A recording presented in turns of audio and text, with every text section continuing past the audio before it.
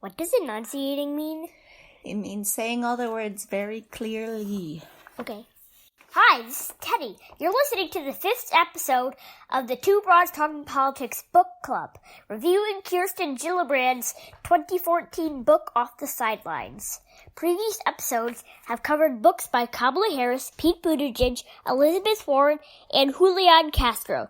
You can find this series of twobroadstalkingpolitics.com/book club or in our regular feed anywhere podcasts are found. Bye, y'all!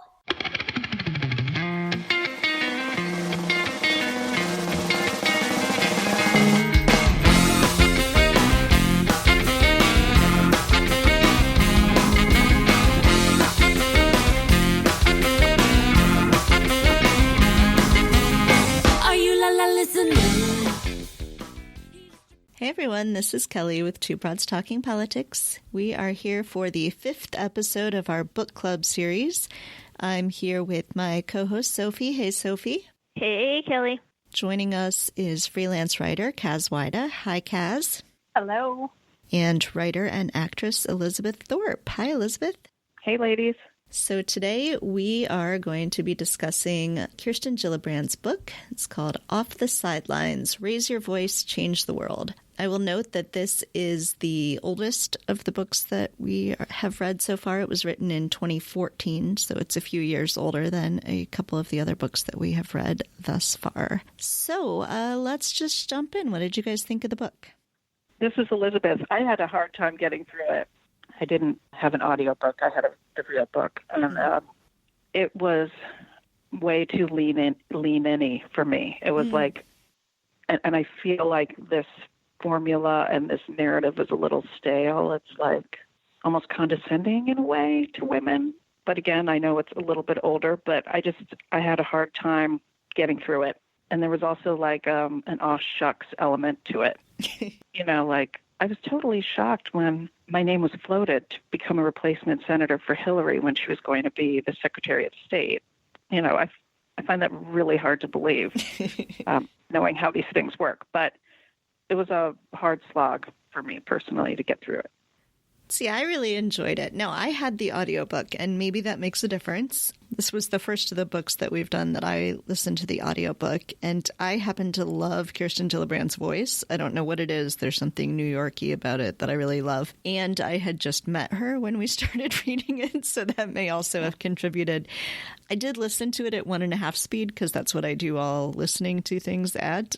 So maybe that also helped make it feel less like a slog. But there were certain things that really resonated for me. I was on the elliptical when I was listening to her chapter about trying to lose weight and the struggle of doing that in the public eye. And I was like, I totally relate to this. I think it's funny that you talked about liking her voice because I also really liked her voice. I didn't get the audiobook, but I listened to I wasn't in Chicago, listeners, for our interview with Kirsten Gillibrand, but I listened to our interview with Kirsten Gillibrand about 5 times straight because I like her voice so much. So I think I would have rather had the audiobook because I would have liked to hear her read it. I really don't know what it is about her voice, but I just love it. You're all making me wish I had the audiobook. I know. I really like that. I like her attitude. Like I do. And it comes through a lot in her tone. And I'm on her side in terms of where she's coming from and the sort of can-do attitude and women are strong and can own the world. And yes, I love that attitude. I love that motivation. But I found myself not totally buying. She's very earnest and maybe a little naive, I think is the issue, because she comes from a very privileged background. Mm-hmm. I think there are some things that just don't register on her radar, and she has this perspective that she can just bulldoze her way through stuff, and that, what she's just done by being super ambitious and hardworking. And yes, that is true, but it is also true, and she gives some nod to this in the book, but it is also true that you had a hell of a leg up as a wealthy white woman with a hell of a lot of connections. Yeah. And she uses those connections and she plots her points in the book, and name drops quite a lot. And I'm like, well, you can't have it both ways. You know, either you did this, pull yourself up by your bootstraps, how awesome and strong am I in the face of adversity, or you were really handed a lot of things, and that's cool, but let's be honest about it. Yeah, no, right. I mean, there's certainly a moment where she's talking toward the beginning of her move toward political career where it's like, okay, how do I get into politics? Right, I give a bunch of money to politicians. And I was like, well, I can't do that. Right, writing big checks to Senator Clinton. Yes. maybe that's what she's talking about when she says make your own luck. Yeah. Write your own check. Anyone who listened to our Kirsten Gillibrand episode knows some of the story of Gillibrand's grandmother, Polly, and I have also heard her talk about Polly a couple times when I've seen her in person at events. But I really love, I mean, I think you could just write like a whole biography of her grandmother, Polly Noonan, and it would be super fascinating because her grandma was quite the interesting person. Did you guys like that she started sort of that far back and talked some about her upbringing and where she got the inspiration for wanting to be a strong woman? I love that part of the story. I did some research. Am I totally off base here? Is there a musical about her grandmother or like an off-Broadway thing? Oh, maybe. Oh, I don't know. I think so. I looked it up online and I was like, no. But I think there's some sort of off-Broadway show that they did based on her life. Wow. I'll have to go find it. Well, she was clearly quite a woman. Mm-hmm. I always like the biographies, like learning about each candidate's upbringing and their families. I enjoy that part sometimes more than the meteor policy nitty-gritty, bootstraps part. Mm-hmm. I thought it was really interesting. Her grandmother obviously did not play by the rules. Mm-hmm. And she sort of gives a nod to the fact, and I think this frames a lot of her policy decisions as well, that she really enjoys the rules. And she struggles with that. So as much as she's inspired by the life of her grandmother and other strong women figures that were around her, I think she really struggles to align that with this need to please people and work within the system. And I see that play out in her politics a lot, especially recently, where she's gotten more criticism for being part of the system rather than a disruptor. Mm-hmm. And it's interesting to see how that shaped her growing up. Well, she says she was a big rule follower and an ass kisser in the book, which I thought was interesting. And that, her mother was definitely spunkier and a little bit looser. Mm-hmm. Yeah, I related to that a lot, actually. I'm a pretty big rule follower. I always make jokes about how, I hate this anti-establishment stuff because you know who likes the establishment? Me. I like to follow rules, and that's always been sort of a tension at the heart of my politics, is that I'm a liberal and a progressive activist, and yet I don't like to break rules myself. So I could really especially I think it's common with women. I think a lot of women have sort of been socialized to be afraid to break rules. Mm-hmm. And sort of to subconsciously kind of try really hard to stay within the lines. And so that was something I really sympathized with. So one thing we didn't get a ton of from this book is policy, and it makes sense. She wrote this in 2014. She was not yet running for president. It may or may not have been on her radar as the future, but it was pretty far in the future at that point. So, do you think, though, we get some sense of what her policies would be from the book, even though she doesn't sort of lay out policy statements? I didn't get a sense of that. I mean, personally, I liked her. I liked her tone. Maybe I would have liked the book better if I listened to her voice. I like that she has fat genes, just like the rest of us who have birthed babies. Uh-huh. I mean, it makes her relatable, but after reading that, I don't have any sense of what kind of presidential candidate she would be. Mm-hmm. I feel like I have a vague sense that she would, really prioritize women's issues. Mm-hmm. But I feel like a lot of the things that have made me and a lot of other people interested in her and also questioning her have happened within the last 5 years. Mm-hmm.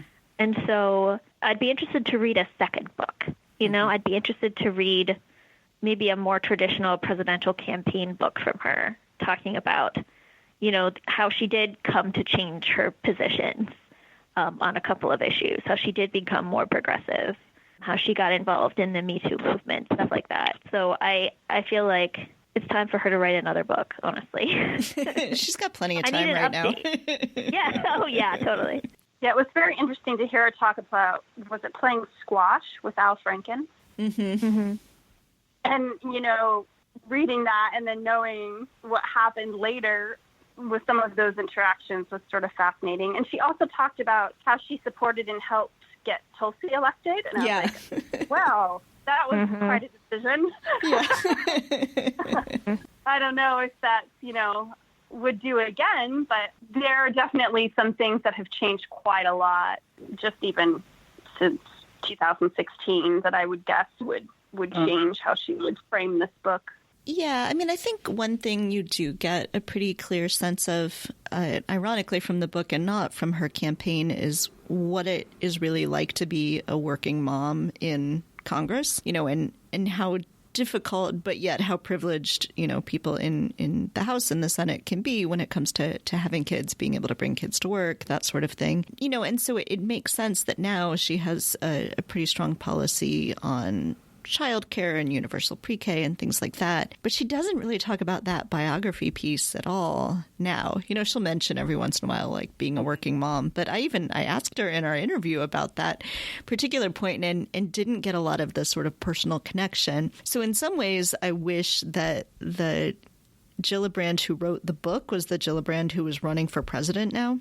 I don't know if it would make her any more likely to win, but it'd be a lot more interesting of a campaign in a lot of ways, I think. I mean, here's an interesting thought. Maybe her pollsters have found that that's not like a great thing to highlight on the, you know, in the primary for whatever reason. I have no idea. Just because it is so different than when she first got to the Senate.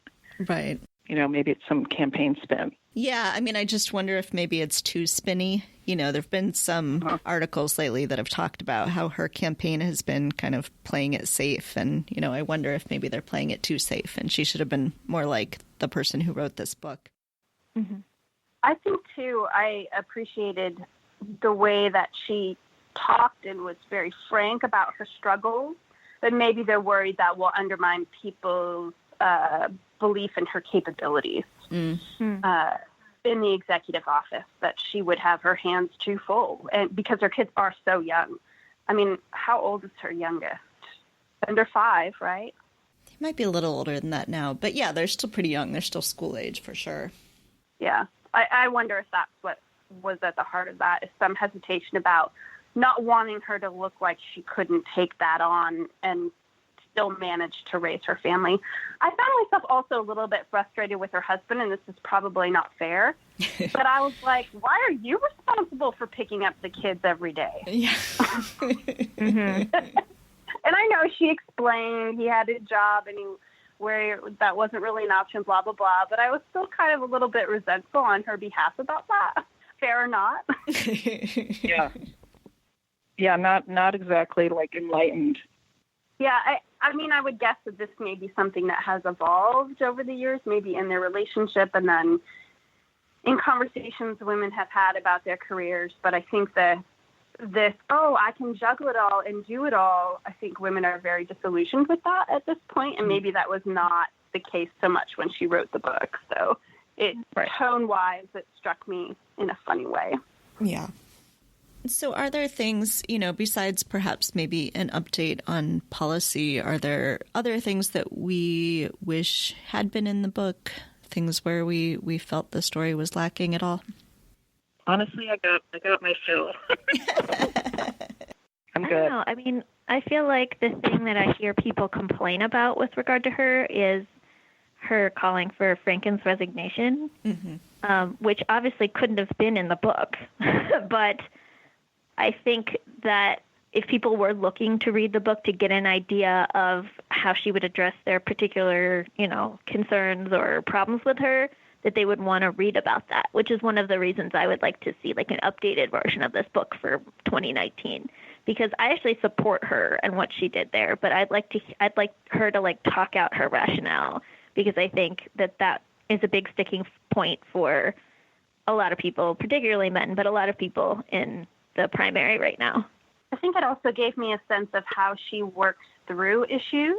Mm-hmm. So most of the time when she was approaching something like don't ask, don't tell, or, some of the 9/11 responders sort of things, she talked a lot about how she would work behind closed doors and leverage relationships and all the finagling that goes into it. And she seems like she really enjoys that part of it. Mm-hmm. And to me, that was an insight into she may be more into the backdoor deal sort of approach to compromising on policy that is not going to go over well with some progressives who would prefer that it be more transparent. Yeah, I mean, I think, one of the things her campaign has chosen to really focus on, to their detriment, I think, is sort of talking about how she can win in red districts and purple districts. And, I think that's important, but I think that's not necessarily what Democrats in the primary are looking for right now. And that's why I think maybe if she had focused more on the kind of stuff she talks about in the book, she would maybe be doing a little bit better in the polling. But I did find that section interesting, talking about sort of taking on a district where the cows outnumber the Democrats, is interesting. And I'm not sure we ever really understand why she was able to win there. It's sort of sold as kind of what you were talking about earlier, Kaz, about like, I just worked really hard. And, obviously that's part of it. But it feels like there has to be more there and more reason that she has won so many voters over, she's won a huge number of voters in New York, done really well in the races that she's run there, and so it feels like there's just a little bit more. And maybe because this book in some ways is meant to be inspirational, is meant to encourage women to get off the sidelines and run for office, you want sort of a somewhat rosy picture, but that might be part of what is missing in the book. Mm-hmm. I agree. Do we have any other favorite moments from the book that we haven't yet discussed? I think for me, it's the hearing about like her kids being in the cloakroom or whatever while she has to take a vote, just really getting that sense of what it's like inside Congress, inside the Senate, about when you have kids and what you're doing and driving from one place to the other, picking kids up, even as a senator having to do that sort of thing. Those were the things that I appreciated the most, I think. Yeah, I was surprised she was able to do a lot of that stuff just because, typically that's like a 18-hour day. I mean, I have friends that are just, chief of staffs for folks like that, and they don't really, especially the littler kids, they don't really see them that much during the week just because they wake up and go to bed, wake up later, go to bed earlier. They're in bed by 7 o'clock or whatever. And there are always night events and receptions and dinners. So I actually was impressed a little bit by how involved she was or seemed to be as she was describing. I'll echo, too, that some of those stories about her Senate colleagues, especially in the chapter about her losing weight, were just horrifying. And I appreciated that she included them. And I'd heard some of these stories before, but to have her to read it and surface those again was a good reminder of how very far we still need to go in terms of having women be normalized as representatives in Congress and to have the resources and the work environment that they deserve. Mm-hmm. Do we feel like we know what kind of president Kirsten Gillibrand would be based on this book? Sorry to be the Debbie Downer again, Elizabeth. I do not. I do not. I felt like it was a very, very, shallow depiction, mostly on, talking about empowering women, which I'm all for, but it felt repetitive and it felt a little hollow and, again, like missing the bootstraps component of that, in my opinion, like Castro had or even Pete. So I don't feel like I really know her personally or her as a candidate. after reading that book. Yeah, I walked away with a similar feeling, I think, that I had about Mayor Pete, which is that I think Gillibrand would be hardworking, and I think she is ambitious. And I think she's intelligent, obviously. You would have to be to do what she's done and what she's accomplished. But I don't, there's not a lot of substance to hang on to there. And her record in the Senate certainly tells me a little bit about what her values are and what's important to her and what she'd fight for. But I don't know in terms of her policies necessarily that this book certainly wasn't geared to try to add a lot to that conversation. But I don't know that her campaign has also done a good job of surfacing her stances on different issues in the way that I've seen other candidates do. Yeah, one question that I think I leave this book still not having an answer to is kind of what kind of executive she would be.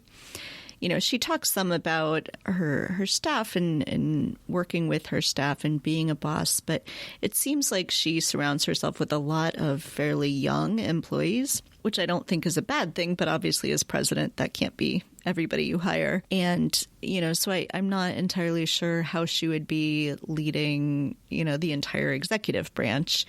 And while we didn't get complete answers on that, I feel like Mayor Pete tried to tell us that to some extent. Certainly we got some of that from Kamala's book, but I don't feel like we got much of that at all here. I am a little concerned about her judgment if she supported Tulsi. As someone who's going to be nominating leaders to head up things like Health and Human Services and those sorts of cabinet level positions, I'm a little bit concerned that we didn't see Tulsi coming. But, this was several years ago, so put that in there with a grain of salt. But at the beginning, Tulsi was fairly benign, or seemed like that. Now it's just like a cartoon. I will say the one thing for me about having met Gillibrand and having read this book is, do I see her as our next president? No, I think we have better candidates, but I still don't understand why she's not polling a little bit better than she is.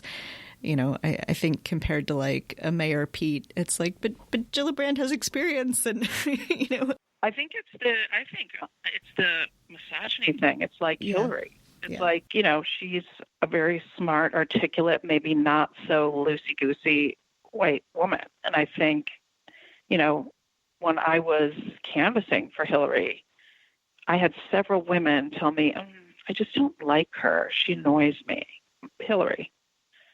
And I was like, can you tell me more about that? And they couldn't, and I was talking about policies, but I finally said to a couple of them, like, you don't have to hang out with her. But simply put, she's the best person for the job, most qualified.